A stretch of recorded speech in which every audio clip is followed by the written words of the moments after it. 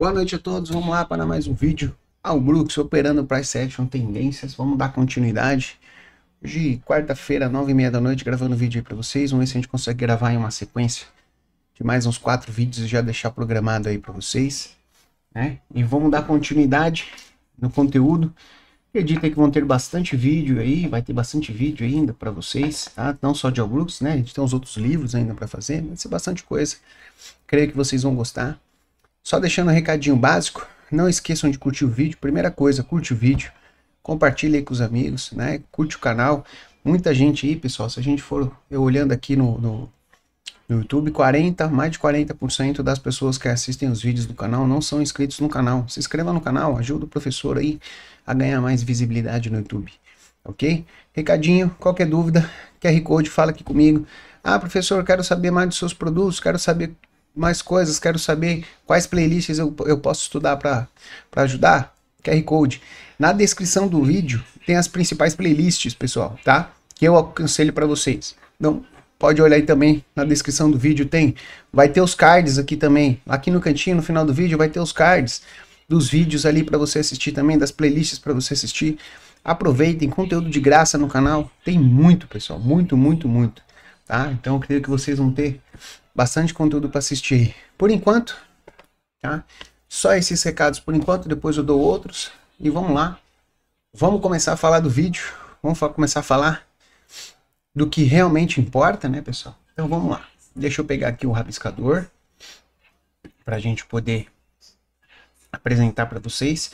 Vocês sabem que eu não consigo falar sem rabiscar a tela, né? Já perceberam? Né? Pronto, voltei.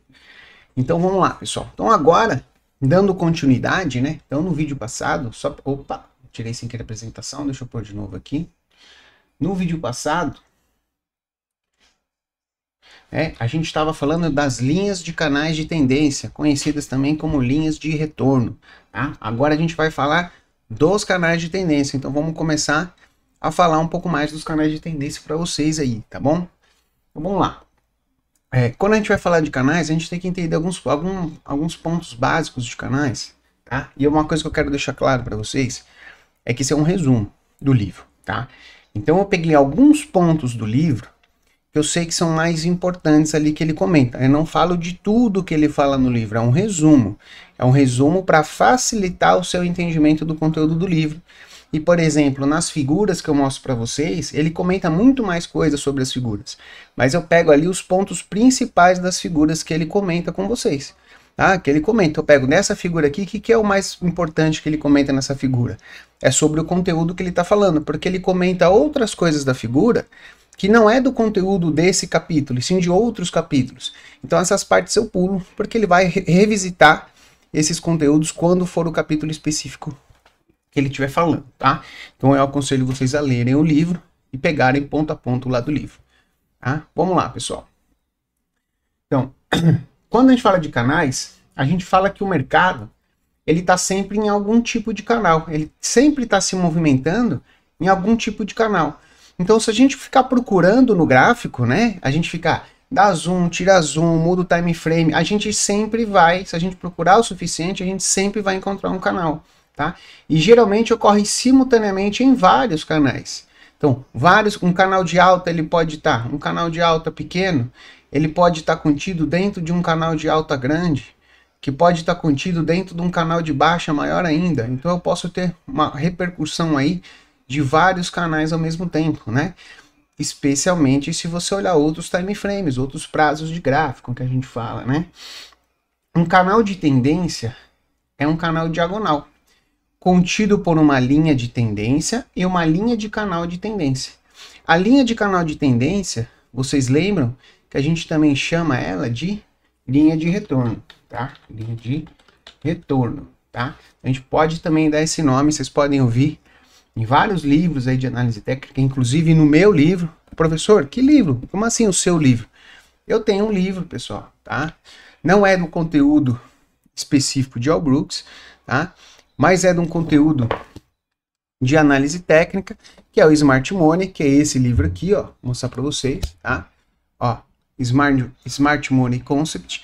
Tem um link para comprar o PDF na descrição. Quem quiser o livro físico, fala aqui comigo, tá?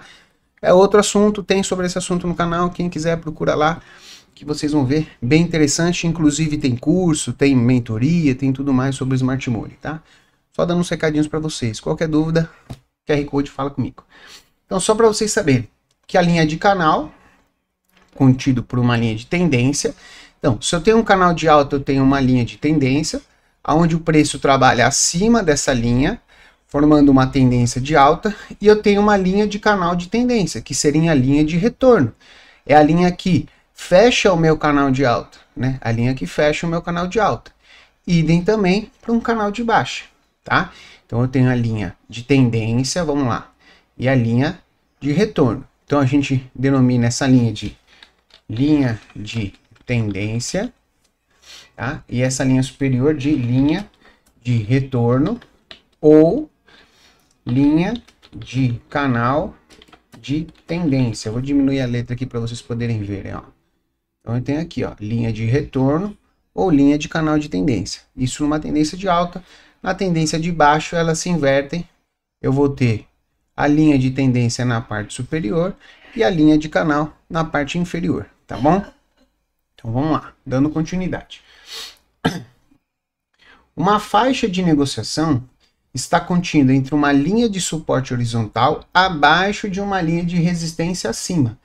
Então, uma faixa de negociação, ele também fala que a gente trata como um canal. Porque a faixa de negociação eu vou ter uma linha de suporte horizontal e eu vou ter uma linha de resistência horizontal. Então, eu vou ter uma linha de suporte e vou ter uma linha de resistência. Nada mais é o que? De um canal que ele não tem inclinação. Ele é um canal lateral, horizontal. Então, uma faixa de negociação, a gente também vai trabalhar como um canal. Uma faixa de negociação pode estar subindo ou descendo. Ela pode estar levemente inclinada, né? Então, ela pode estar bem de levezinho inclinada. É um canal, né? Mas se for o caso, é melhor a gente pensar nele como um canal fraco. Se ela estiver levemente inclinada, a gente fala que é um canal de alta fraco, ou um canal de baixa fraco. Mas as faixas de negociação ou as lateralidades são consideradas canais laterais, tá? Triângulos também são canais. Só que uma vez, né, que são áreas de ação onde os preços estão contidos entre duas linhas, né, como eles têm máximos mais altos ou mínimos mais baixos, né, ou ambos, no caso, né, então como que funciona um triângulo? Eu posso ter três tipos de triângulo. Eu posso ter um triângulo ascendente, onde eu tenho as mínimas mais altas, ó, mínimas mais altas, mas as máximas são iguais. Eu posso ter um triângulo descendente, onde eu tenho as máximas são menores, as mínimas são iguais. E eu posso ter o triângulo normal, que a gente fala que tanto as máximas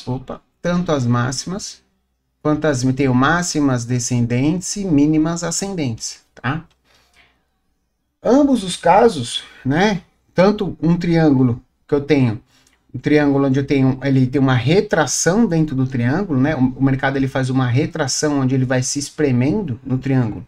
Ou se eu tenho um triângulo em expansão, o que é um triângulo em expansão? Esse triângulo é um triângulo de retração, onde o preço ele vai retraindo para um vértice comum.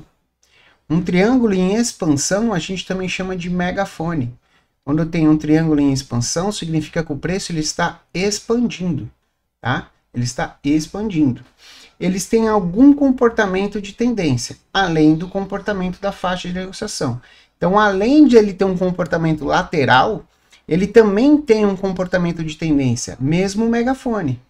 Qual que é o comportamento de tendência do megafone? Os topos, eles têm topos mais altos, né? Então, eu tenho uma linha de tendência de topos mais altos, de canal de tendência, e eu tenho uma linha de fundos mais baixos, que também é uma tendência de fazer fundos cada vez mais baixos. É uma tendência mais difícil de trabalhar, porque é uma tendência em expansão, que a gente chama, mas é uma tendência, né? E ele tem um comportamento como uma faixa de negociação e também como um canal de tendência em expansão, que a gente fala, né? Um triângulo em expansão, está contido entre duas linhas divergentes, então é o famoso megafone, tá? As linhas divergem entre elas, né? Ambas, tecnicamente, linhas de canal de tendência. As duas são linhas de canal de tendência, tá? Uma onde ela preço bate e retorna, a outra onde o preço bate e retorna. Então, as duas são linhas de canal de tendência. A gente fala que as duas são linhas de retorno, tá? Um triângulo está contido entre duas linhas de tendência. Uma vez que o mercado está em uma tendência de baixa, aqui repetiu, tá? Com máximos mais baixos e uma tendência de alta com baixas mais altas.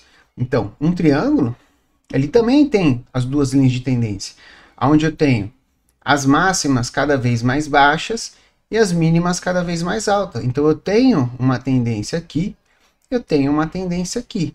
Ambas tendem a convergir para um ponto em comum no futuro, tá bom? Vamos passar aqui para frente. Vamos lá. Um triângulo ascendente, ele tem uma linha de resistência acima e uma linha de tendência de alta a baixo. Então, um triângulo ascendente, ele tem uma linha de resistência. Então, a gente fala que esse ponto é resistência e esse ponto, essa linha é a linha de tendência, no caso do triângulo ascendente, tá? E um triângulo descendente, né? Um triângulo descendente é o contrário. Então, ele tem uma linha descendente e uma linha de suporte. Então, aí, nesse caso, eu tenho suporte e nesse caso, eu tenho linha de tendência, tá? Vamos lá, continuar. Uma cunha é um canal ascendente ou descendente. Então, quando eu tenho uma cunha, também é um canal, né? Então, ele é um canal ascendente. Ó, a cunha é um canal ascendente, só que as linhas convergem no futuro. A cunha é um canal descendente, onde as linhas convergem no futuro, né? Então, que a linha de tendência e a linha do canal de tendência convergem, né? É uma variante de um triângulo. É um triângulo onde eu desloco o vértice do triângulo para cima ou para baixo. Então, se eu tenho um triângulo que ele está dessa forma, se eu rotacionar ele para essa posição assim, ó, se eu rotacionar ele aqui, o que ele fica? Ele fica uma cunha. Ele forma uma cunha. Então, a cunha, ela tem o mesmo comportamento de um triângulo, tá? Isso é importante. Vamos lá. Uma correção ABC em uma tendência de alta é um pequeno canal de baixa. E quando está em tendência de baixa, é um pequeno canal de alta. Então, se eu tenho um mercado, vamos fazer lá um Elliott básico, tá? Se eu tenho um mercado, vamos até fazer um mais bonitinho, ó. Vou até botar uma perninha complexa aqui, ó. Então, eu tenho lá um Elliott básico, tá? Perna 1, ó. Perna 1, perna 2, tá? Só para vocês entenderem. Perna 3, perna 4 e perna 5, tá? Se eu tenho um ABC, o ABC, onde ele forma aqui, eu tenho um canal de baixa. Aqui eu vou fazer de outra cor, ó. Eu tenho um canalzinho de baixa aqui, ó. Que é o quê? Esse canal de baixa, ó, correção ABC de uma tendência de alta é um pequeno canal de baixa, um pequeno canal de baixa. E se eu tiver na tendência de baixa, é um pequeno canal de alta. Vai ser a mesma coisa, tá? Só que invertido para outra ponta, só para vocês entenderem, tá? Um canal de alta pode estar em uma faixa de negociação, uma tendência de alta, uma tendência de baixa, ou é possível ponto mais baixo de uma tendência de baixa à medida que o mercado começa a reverter. Então vamos traduzir isso em desenho para vocês, tá? Um canal de alta pode estar em uma faixa de negociação. Então eu posso ter uma faixa de negociação, tá? E eu posso ter dentro dessa faixa de negociação um canal de alta. Eu não tenho um canal de alta aqui, ó, dentro de uma faixa de negociação, tá? Uma tendência de alta, lógico, né? Então eu tenho um canal de alta, ele pode estar dentro de uma tendência de alta. Eu tenho um canal de alta, tá? Uma tendência de baixa, eu posso ter uma tendência de baixa, onde eu posso ter um canalzinho de alta numa tendência de baixa. Eu não tenho aqui um canal de alta? dentro de uma tendência macro de baixa, né? E quando está, não, olha aqui mais embaixo, uma tendência de baixa ou em um possível ponto mais baixo de uma tendência de baixa, à medida que o mercado começa a reverter. Sim, ou ele pode, é aqui que eu falei, né? Ou ele pode estar aqui, ó. Esse daqui, na verdade, é essa explicação aqui, ó. Essa última aqui, ó. Quando a gente fala que ele está aqui, ó, com uma tendência de baixa, eu posso ter um canal de alta, eu posso ter uma tendência de baixa macro, e eu posso ter um canal de alta aqui, peraí, desculpa. Uma tendência de baixa macro, ó, eu posso inclusive ter um canal de baixa, e dentro desse canal de baixa, eu já tenho um canal de alta. Então, ele está contido dentro de uma tendência de baixa. Ou eu posso ter a tendência de baixa, e essa saída ele já está formando um canal de alta. A parte mais baixa de uma tendência de baixa, tá? Que seria outra explicação. Quando está em uma faixa de negociação, os negociadores podem considerar compra na metade inferior do intervalo, mas as chances de sucesso diminuem à medida que o canal avança para a metade superior do intervalo. Então, o que ele está falando? Que quando eu tenho um intervalo ou uma faixa de negociação lateral, né, ou até um pouquinho na diagonal, não tem problema, que a gente deve optar por compra na parte inferior do intervalo. Então, a partir abaixo dos 50% da metade do intervalo, a gente deve procurar por compra, e essas compras tendem a ter menos sucesso quando o preço ele passa para a parte superior do intervalo. Então é sempre bom, eu sempre falo isso na live para vocês, né? Lateralidade, procura comprar nessa região e procura vender nessa região. Você aumenta as suas probabilidades de acerto. Nessa faixa intermediária aqui, que eu diria que é 40% da lateralidade, a gente procura vender nos 30% superior e comprar nos 30% inferior. Isso faz com que a gente tenha um maior índice de assertividade nas operações, tá? Quem está falando isso é o Brooks, tá?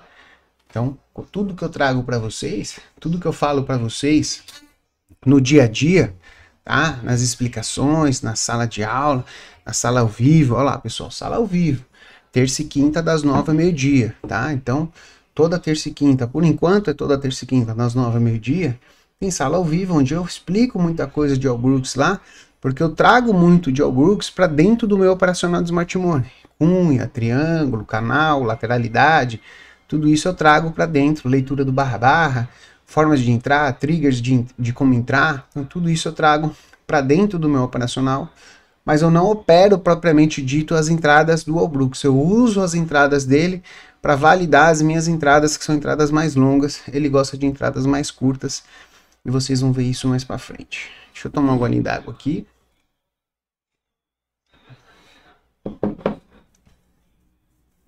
Só um minuto. Deu uma babada aqui sem querer na água. Então, vamos lá. Passar mais uns dados para frente aqui. Tá? Deixa eu só ver uma coisa aqui, pessoal. Vamos lá. Esse vídeo vai ficar um pouquinho mais longo, porque eu quero já falar essas instruções iniciais aí, tá? Dos canais, para a gente já começar a entrar nas figuras no próximo vídeo. Quando um canal é especialmente restrito, né, significa que a linha de tendência e a linha de canal de tendência ou linha de retorno, elas estão muito próximas e os recuos são pequenos. Então, quando eu tenho um canal restrito, onde as linhas estão muito pequenas, esse movimento ele fica muito espremido, é um sinal, né, no caso de tendência, né, eu não consigo desenhar canal fácil assim, ó. Quando ele é muito estreito, onde eu não consigo ver muitos movimentos ali, né, é um sinal de que a tendência é forte e pode ser um pico em um gráfico de prazo mais alto, né, então ele pode ser um spike num gráfico mais alto. Aí você olha num gráfico menor, eu tenho um canalzinho ali bem íngreme e bem estreito, é um Tot Channel, né? Tit Channel, na verdade, que seria um canal estreito, né? Como fala, né? Um canal mais amplo, ó, pode seguir, o que pode atingir um alvo de um movimento medido. Então, se eu tenho um canal mais amplo, tá?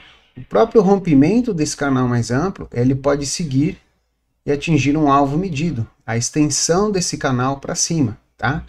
Com base na altura do canal estreito, né? Então ele pode sair de um canal estreito e ir para um canal mais amplo, onde ele pode transformar o mercado depois num canal mais amplo. Um canal que é tão estreito que não possui retrocessos, não possui pullbacks dentro, ou apenas um ou dois retrocessos minúsculos, é um microcanal. Então o que ele fala? Se eu tenho barras que elas vão fazendo assim, ó, eu não tenho pullback. Ele interpreta esse movimento como um microcanal, como isso aqui sendo um microcanal. Então nos 5 minutos é esse movimento.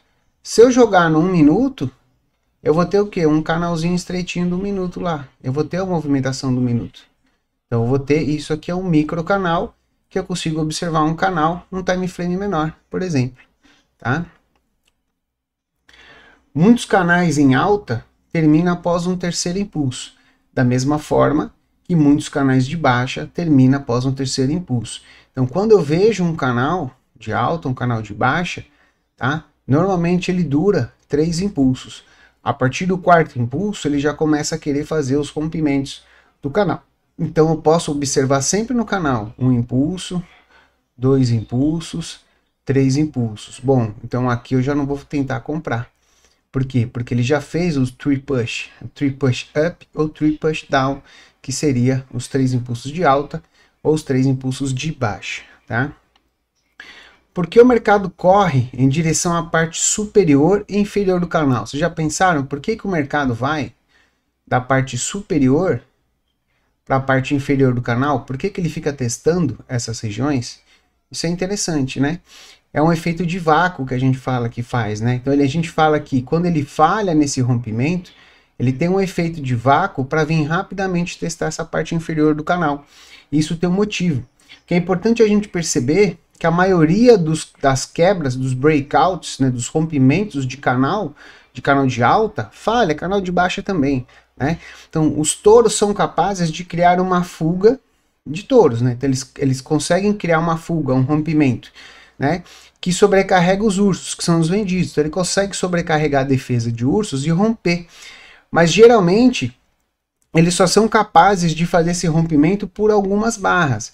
Então o que ele fala pra gente aqui a princípio, né? Eu tenho um movimento aqui. Então o que ele fala? Que esses rompimentos da linha de retorno que a gente fala, normalmente eles são feitos por apenas poucas barras. E logo na sequência esse rompimento ele tende a falhar. Tá? Esse rompimento aqui ele tende a falhar. Então, o efeito magnético que a gente fala, ou vácuo, é automaticamente, ele tem já um efeito magnético para o meio do canal, 50% do canal. Normalmente já atrai o mercado de volta para o meio do canal. A gente já tem essa atração para o meio do canal, né? Que causa a falha do rompimento. Então a falha, né, causa a falha da fuga, a falha do breakout ou falha do rompimento, tornando a fuga um clímax de compra, um movimento cansado, e que provavelmente vai ter 2 pernas de correção. Então ele vai fazer 2 pernas de correção. Uma vez de volta para o canal, o mercado geralmente vasculha a parte inferior do canal. Como um objetivo mínimo, ele vem na parte inferior do canal. Por quê? Porque o comprador sabe que o ponto de suporte do gráfico é esse. É o canal, é a linha de tendência. Então ele não vai ficar tentando comprar nesse ponto se ele sabe que o melhor ponto de compra é aqui. Então por isso que isso torna um imã para trazer o mercado nessa região, tá? O clímax de compra, ó, o clímax de compra geralmente leva a uma correção de 2 pernas, que dura cerca de 10 barras e geralmente rompe a parte de baixo do canal. Então quando eu tenho esse clímax de compra, que é essa falha de rompimento na máxima, normalmente eu tenho uma correção de 10 barras que tende a romper a mínima do canal, que tende a fazer um rompimento da parte mínima do canal. Exatamente como a gente fala das cunhas. O rompimento, que a cunha é um canal, o rompimento falho da cunha de algumas barras tende a fazer um movimento de 2 pernas que vem romper a parte inferior da cunha. Normalmente a gente faz isso, a gente vê muito isso. Uma vez que a fuga para baixo acontece, se a venda continuar, o próximo objetivo é um movimento medido igual à altura do canal. Então a gente fala que a altura do canal, ó, essa altura do canal, tá? Normalmente é um movimento medido e ele vem testar aqui a mínima do canal.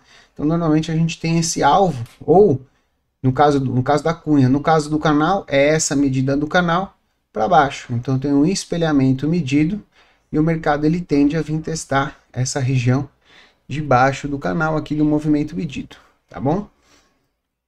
Os ursos, né, então as vendas, né, também sabem, né, que o clímax que é um clímax de compra e provavelmente será seguido por uma correção e eles começaram a vender, né, reduzir, que a gente fala é vender de forma agressiva.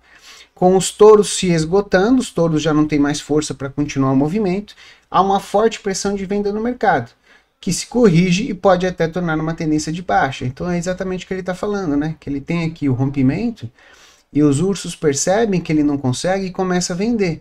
E essa venda, se não tiver um suporte importante nessa mínima, que normalmente não tem, ele pode tornar uma tendência de baixa. Então isso que pode ser um ponto de virada de uma tendência, um rompimento de uma tendência de alta, né? Um rompimento falso de uma tendência de alta.